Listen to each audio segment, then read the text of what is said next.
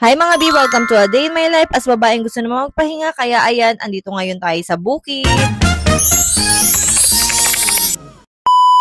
Eto nga talaga yung pinaka-nahihirapan ako na part and kinakatamaran ko nga rin minsan kasi nga, ayan, matrabaho talaga siya ang pagbo-voice over. Kaya ayan, last week pa nga to ganap pero tingnan nyo naman, ngayon ko lang siya na-edit and ngayon ka lang talaga siya nabusesan. Sobrang kadamihan nga ng hanas sa buhay, ayan, hindi na nga rin maisangat minsan yung pagbo-vlog pero ayan, kapag nakakuha ko ng mga video is, yan talaga, sinatsaga ko talaga siyang i-edit tapos lagyan ko nga ng voice over. Yun din talaga yung isa sa mga rason kung bakit parang sinukuan ko na rin noon ang pagbo-vlog pero alam nyo yun, parang hinahanap-hanap siya ng katawan ko na para bang kailangan ko mag-vlog everyday or basta kapag may mga importanteng pangyayari. Bali-birthday nga pala ng bilas ko kaya umahon kami and sakto nga na meeting nga namin kinabukasan ng 4 piece kaya ayan naka-attend talaga ako mga B kasi importante talaga yun. And na-miss ko rin maglakad-lakad kahit papano tapos yun parang napapagoda na ako kaya ayun nagpasundo lang ako sa kapatid ko at syempre naman para naman Disney princess ang atake natin. Ayan pagdating ko nga dito sa may tindahan tuwan-tuwa na naman nga ito si Aling Chantal kasi syempre nakalaro na naman niya yung mga pinsan niya. Dahil medyo matagal na nga rin kami hindi nakaka-uwi ayan hindi na nga rin namin nalilinisan itong bahay namin kaya naman ayan talagang makalat na siya and malalago na nga rin yung mga damo niya sa paligid. Kaya ayan binisita ko muna siya kasi nakakamiss naman na talaga siya na para bang halao. Mga biyan, this is our house and don't you worry, malapit-lapit ka na. Ba't bukas to? This is our house and ba't may aso dito?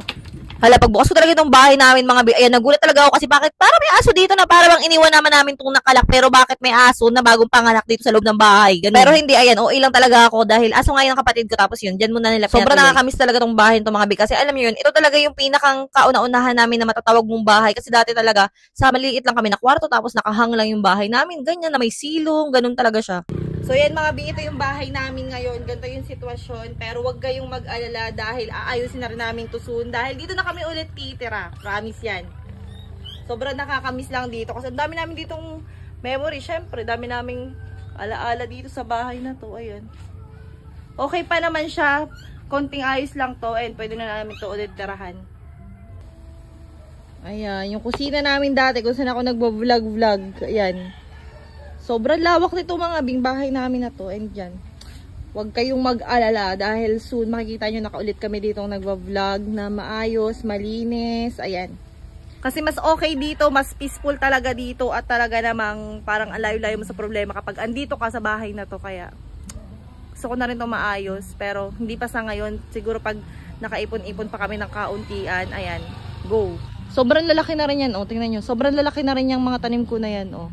Hindi na namin natatabasan. Pero okay na rin yan kasi nagsilbi na rin namin yung bakod. Protection na rin yan dito sa bahay namin.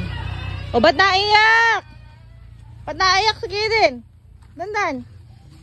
Bakit? Ha? Bakit? Ito ka, mami. Bakit yun?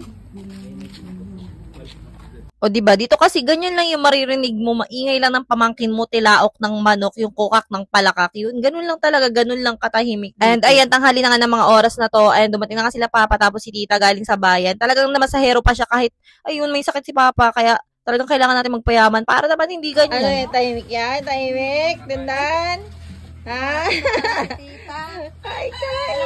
Ayun, 'di ba? Nakakalungkot lang isipin na bakit kailangan pa maghanap buhay kahit may sakit, mamasada sa bayan ganyan, mamasahero pa. Dapat hindi na dapat niya naranasan yan, Charis. Ayun mga bi, sobrang ganun na lang talaga yung kagustuhan ko na makatapos ng pag-aaral at magkaroon ng magandang trabaho at nang parang umahon-ahon naman sa buhay na para bang hindi ka naman hikahus, ganyan. Para naman kahit na papaano, hindi na kailangan ni Papang maghanap buhay pa or kapag ganyan may sakit, is sa bahay na lang, sa loob na lang ng bahay, painom-inom na lang siya ng gamot, ganun. Kaso nga hindi, kasi sobrang dahil pang problemang naiwan ng isang tao dyan, kaya kailangan kumayod kahit pag ganyan na may sakit na, ay, nako talaga, well, wag na nga natin pag-usapan yan dahil, naku, nagigil na naman talaga. Pero basta, ayan, thank you dito kay tita kasi andyan nga siya para sa papa ko. Na sobrang maalaga naman talaga. At tingnan nyo naman yan, baby ang atake ng papa ko dito. Talaga, nalagyan pa ng bimpo sa likod. Talaga, ano yun? Siyempre naman, sa sobrang daming hirap na dinanas ng papa ko is deserve din naman yan sumaya. Hindi yung puro give lang siya ng give, yun. Tapos puro pasakit lang yung nakukuha niya, ganun. Binana. Saan kayo sa vlog, tita? Ayan, kinagabihan na nga nito and hanggang ngayon, nandito pa rin kami sa tindahan. Tapos, ayun si Papa talaga nilalagnat pa siya, nilalamig-lamig pa siya dyan. And talagang todo alaga ang tita ko na yan. Talaga naman. Dito nga lang yung senaryo namin every time na umuwi kami na hindi nga kami maubusan ng kwento kasi tingnan nyo naman parang tagal-tagal din nagkita ng mga tao na yan. Ganyan. Sarap naman sa feeling, syempre. Bali, ando na ngayon si Daddy Sherwin sa may taas at inaantay nga kami kasi uuwi na kami. Kasi may duty pa nga ako mamaya. Pero ayan, parang ayoko pang umuwi. Parang gusto ko pa dito talaga magstay. Ayan, pag talaga umuwi ako dito sa bukid mga be, parang alam nyo yun, ayoko pang umuwi kasi dito kasi sobrang peaceful. Hindi kagaya sa bayan, sobrang daming problema, sobrang daming stress, sobrang daming trabaho, ganun. Pero pag andito ako sa bukid, ayan, sobrang peaceful, matahimik. Sa hapon, umupo ka lang, makipagkwentuhan, makipagmartisan ka lang sa mga kamag-anak mo dyan. Sobrang okay na, sobrang saya na eh. Pero dun, pag ano ka sa bayan, nakapagod. Yung feeling mo kahit wala kang ginagawa, pagod ka na. Kasi sobrang daming problema, sobrang daming isipin. Pero pag andito ka, ayan, mga manok-manok lang makikita mo, mga halaman, ganyan. Diba? Kinaumagahan na nga nito and tingnan nyo naman yung dalawang yan. Parang ayaw na ayaw pa rin nila din umuwi. Tapos ayan, nakita ko yung picture ko dito nung parang graduate ako niya ng daycare na nag-iisa na kasi ipapapinish nga daw nila yung semento dyan kasi nalalaglag na nga daw. Problema.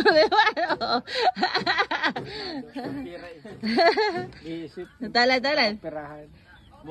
At ayan, namakit na kami dito sa may tindahan kasi pauwi na nga rin kami. Tapos, yan, si Inay may bago luto na naman. Ganyan lang talaga siya araw-araw. Kapag hindi niya inilalako yung mga paninda niya, ayan, naka-display lang dyan. Tapos yun, may mga bumibili rin naman. O, diba, sobrang haba na naman itong vlog ko na alam ko naman, wala na naman magtsatsaga. Pero, ayan, wala na. Gusto ko lang mag-video, gusto ko lang mag-vlog. Bakit ba? Kung ayaw manood, diba, go. Tambay nga lang ulit kami dito ng kauntian. Tapos, ayan, maya-maya umulan na para bang hala. Ayaw kami pa uwiin na magstay na lang muna kami ulit dito. Tapos, wag na muna kami umuwi. Tatanghalian na nga din naman ng time na to. Kaya ayan, sabi ni tita tsaka ni papa, wag na muna kami umuwi kasi lulutungan si tita ng sinigang na baboy. Na, sino ba naman tatanggi na para bang nai-imagine ko kung yung lasa na kaagad. Tapos ayun, sabi ni papa may buko daw siya doon. Kaya ayan, biniak nga niya and nilagyan ko rin ng gatas tapos asukal tapos yelo. Ayan, ano naman kung nasa kaserola. Oh, bala kayo. At yun, syempre nakaluto ng si tita. Ayan, kumain na kami. So hanggang dito na lang tong vlog ko. Sa susunod na lang ulit. And bye!